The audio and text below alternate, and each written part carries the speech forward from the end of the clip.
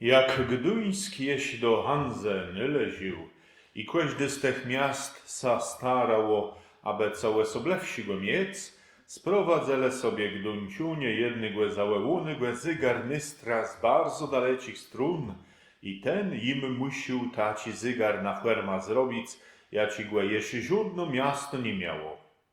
Ten zygar łeni na wieży kłescoła Święty Maryi u miejscele. Jak ten myster swoją zypłata odebrył, ty łeny niewiele myślące wepaplył, żeby do Lubeci siedł i temu miastu jeśle psi zygar zrobił.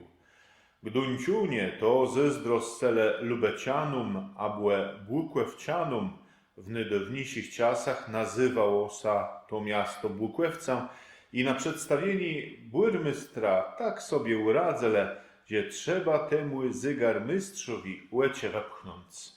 Tak tyś zrobile. Oslepiony prosił łen ich, aby mu przynajmniej płezłelele jeś raz ten peśny zygar płemaklac. Łeni mu to uzieczele.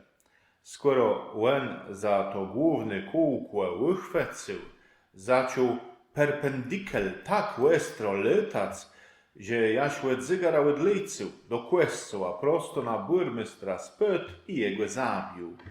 Od tego czasu ten zygar wicy nie idzie, a nikt jego wyprawić nie może.